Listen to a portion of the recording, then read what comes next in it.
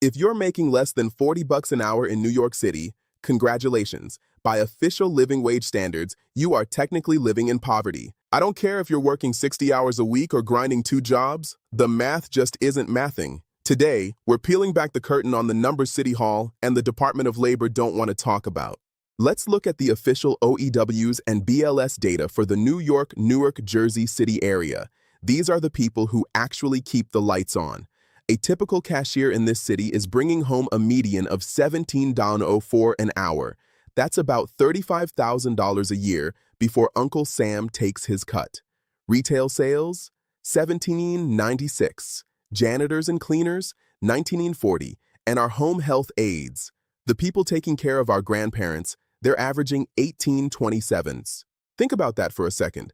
After you pay your federal, state, and that lovely NYC city tax, you're looking at maybe $550 or $600 a week. In what universe is that a salary in New York? If you're watching this and you're working one of these roles, I want you to head to the comments right now. How many roommates do you need to make that work? How many meals are you skipping just to pay the MTA? So you say, don't like the minimum wage? Get into IT, banking, or construction. After all, New York is the city of big money, right?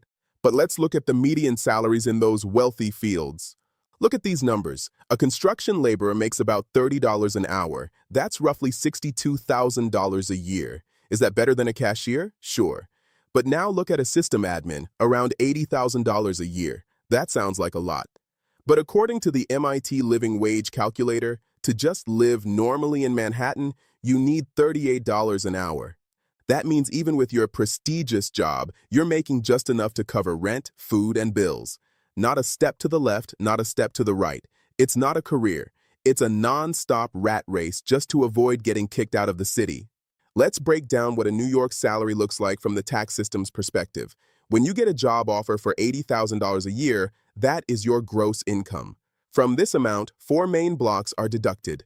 First, the federal income tax, which takes about 11.5%. Second, FICA, Social Security and Medicare, which adds 7.65%. Third, the New York state tax at roughly 5.4%. And finally, the NYC personal income tax, which is another 3.75%. In total, this represents a cumulative tax burden of approximately 28.3% of your gross income. After all 4 tax pillars are deducted, your actual take-home pay is approximately $57,380.